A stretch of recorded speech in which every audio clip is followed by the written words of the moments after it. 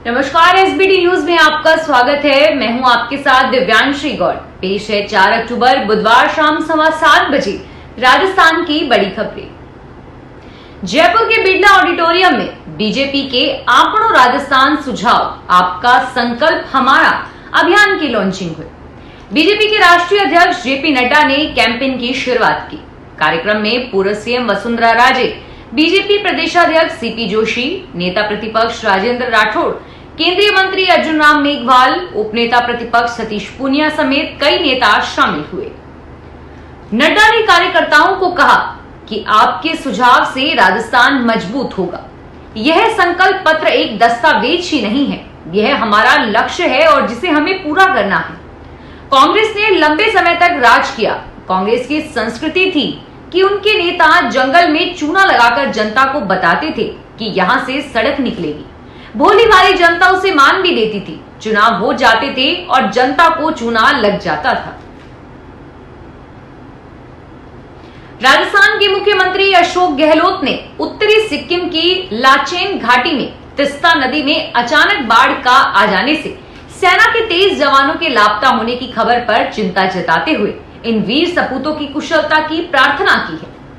गहलोत ने social media के माध्यम से कहा कि उत्तरी सिक्किम की लाचेन घाटी में बादल फटने से सेना के 23 जवानों के लापता होने की चिंताजनक खबर मिल रही है। प्रधानमंत्री नरेंद्र मोदी कल 5 अक्टूबर को राजस्थान और मध्य प्रदेश का दौरा करेंगे। सुबह लगभग 11:15 पर प्रधानमंत्री राजस्थान के जोधपुर में सड़क, रेल, विमानन, स्वास्थ्य और उच्च शिक्षा जैसे क्षेत्रों की लगभग 5,000 करोड़ रुपए लागत वाली कई विकास परियोजनाओं की आधारशिला रखेंगे। लगभग 3:30 पर प्रधानमंत्री मध्य प्रदेश के जबलपुर पहुंचेंगे, जहां वह सड़क, रेल, गैस पाइपलाइन, आवास और स्वच्छ पेयजल जैसे क्षेत्रों में 12,600 करोड़ रुपए से अधिक की लागत वाली विकास परियोजनाओं का उद्घाटन और शिलान्यास करेंगे तथा उन्हें राष्ट्र को समर्पित करेंगे।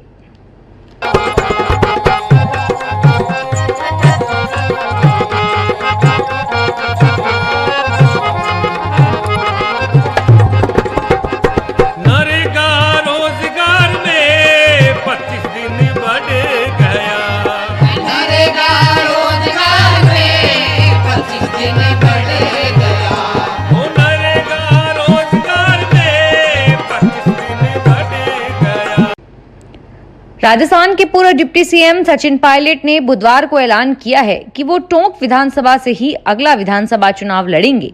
बुधवार को टोंक के अरनियामाल, काबरा, ताखोली, सांखना की सभाओं में पायलट ने कहा कि उन्हें पता नहीं है कि बीजेपी पार्टी किसे उम्मीदवार बनाएगी। इस दौरान पायलट ने किसान का साथी ट्रैक्टर भी चलाया।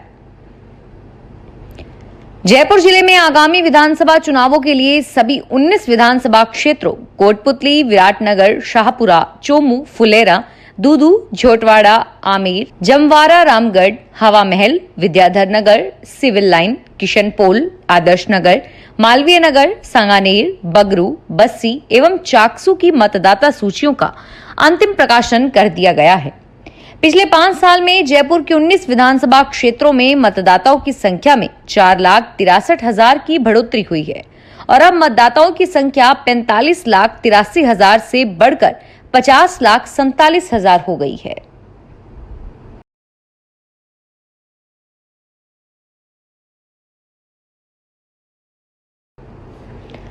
अजमेर में सेवानिवृत्त राज्य कर्मचारी संयुक्त समिति ने कलेक्ट्रेट पहुंचकर विरोध प्रकट किया। इस दौरान जिला कलेक्टर को ज्ञापन देकर समायोजित शिक्षकों को भी ओल्ड पेंशन स्कीम का लाभ देने की मांग की और इसी के साथ ही अन्य राज्यों की तरह अतिरिक्त पेंशन देने की मांग भी की। समिति के अध्यक्ष करण सिंह का कहना है कि मुख्यमंत्री अशोक गहलोत ने जुलाई 2011 में शिक्षकों को समायोजित कर सरकारी कर्मचारियों की तरह सुविधाएं व परिलाभ देने का वादा किया था, लेकिन प्रदेश में सैकड़ों समायोजित शिक्षकों को पुरानी पेंशन का लाभ नहीं मिल रहा है और ऐसे अन्य सेवानिवृत्त कर्मचारी भी हैं जिन्हें पेंशन का भुगतान नहीं किया गया, जो बेहद निराशाजनक है। धौलपुर विधानसभा क्षेत्र के 2 भाजपा नेता लंबे समय के बाद एक बार फिर से बीजेपी में शामिल हो गए हैं। भाजपा नेता अकील अहमद के साथ उनकी बहन राबिया खान ने उत्तराखंड के मंत्री और जिला चुनाव प्रभारी धन सिंह रावत के सामने भाजपा को ज्वाइन करते हुए आने वाले चुनाव में चारों विधानसभा क्षेत्र में भारतीय जनता पार्टी की नीतियों के प्रचार प्रसार का भरोसा दिलाया है। मारवाड़ मावाली के 89 साल पुराने रेलवे ट्रैक पर राजस्थान की पहली हेरिटेज ट्रेन की शुरुआत 5 अक्टूबर को गुरुवार से हो जाएगी। लंबे समय के बाद सैलानियों को इस ट्रेन से जंगल और पहाड़ियों का मनोरम दृश्य भी देखने को मिलेगा। अजमेर रेलवे मंडल के डीसीएम सुनील कुमार मेहवा के अनुसार गुरुवार को हेरिटेज ट्रेन का मारवाड़ से करीब 11:30 पर पीएम नरेंद्र मोदी जोधपुर से वर्चुअल शुभारंभ करेंगे। यह ट्रेन फुलाद गोरम घाट हिल स्टेशन होते हुए दोपहर 3 बजे कामली घाट स्टेशन पहुंचेगी, जहां कार्यक्रम आयोजित किया जाएगा।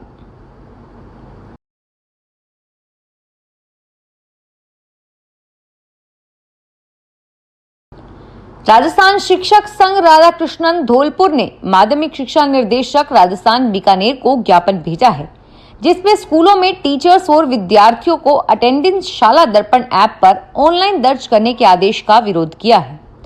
संघ के जिलाध्यक्ष ओम प्रकाश लोधा ने बताया कि कार्यालय निदेशक माध्यमिक शिक्षा बीकानेर द्वारा जारी आदेश के तहत प्रदेश के स्कूलों में कार्यरत टीचर्स और विद्यार्थियों की उपस्थिति 2 अक्टूबर से शाला दर्पण के शिक्षक ऐप के माध्यम से प्रतिदिन ऑनलाइन किए जाने के आदेश जारी किए गए हैं, जो अव्यवहारिक और विरोधाभासी हैं।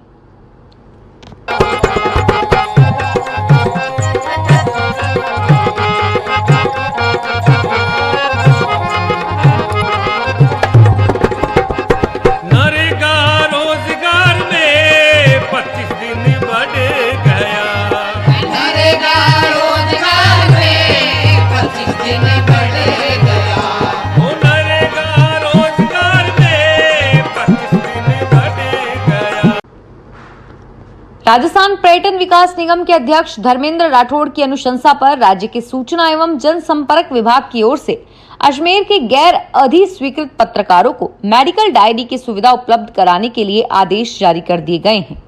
राजस्थान के सूचना एवं जनसंपर्क निर्देशालय के उप निदेशक की ओर से आज अजमेर सूचना एवं जनसंपर्क अधिकारी को भेजे आदेश में आरटीडीएस अध्यक्ष राठौड़ के पत्र के हवाले से आदेश में कहा है कि गैर अधिस्वीकृत पत्रकारों को नियमानुसार मेडिकल डायरी सुविधा का लाभ देने में डायरी जारी की जाए। मॉनसून की राजस्थान से विदाई के बाद अब रात के तापमान में गिरावट शुरू हो गई है। पारे में गिरावट के असर से रात में मौसम सर्द हो चला है। हालांकि दिन में अब भी पारा औसत तापमान से ज्यादा रहने पर गर्मी तीखे तेवर दिखा रही है। बीती रात सीकर में सबसे सर्द रात रही। मौसम विभाग ने आगामी दिनों में रात के तापमान में और गिरावट होने की संभावना जताई है। हवा में दिशा में संभावित बदलाव होने पर दिन के तापमान में भी आंशिक गिरावट हो सकती है। मौसम में आए अचानक बदलाव से मौसमी बीमारियों के मरीज बढ़े हैं। बुखार, खांसी और जुकाम के मरीजों की अस्पताल में भीड़ देखी जा रही है।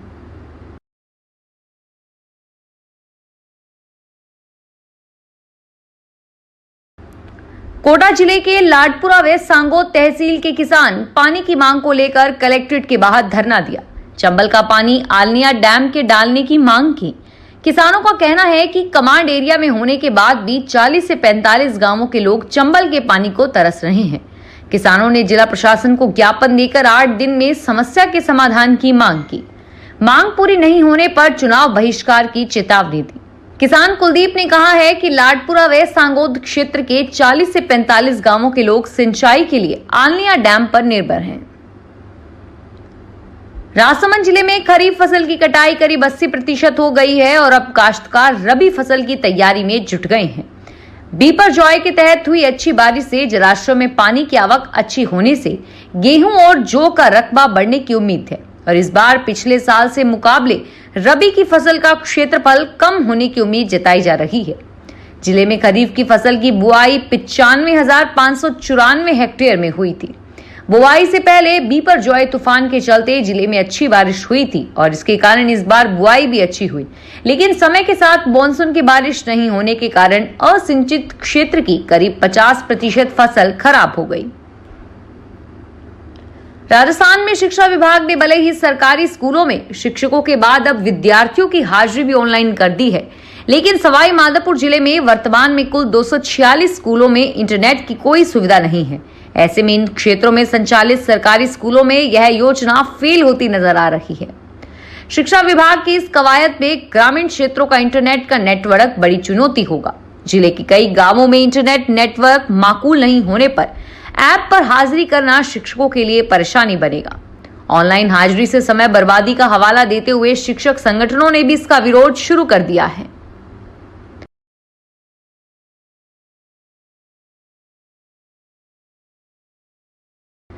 निर्वाचन आयोग विधानसभा चुनावों का जल्द ऐलान कर सकता है। मुख्य चुनाव आयोग राजीव कुमार के नेतृत्व में 17 सदस्यीय प्रतिनिधिमंडल तैयारियों की निगरानी के लिए मंगलवार को तेलंगाना के हैदराबाद पहुंचा।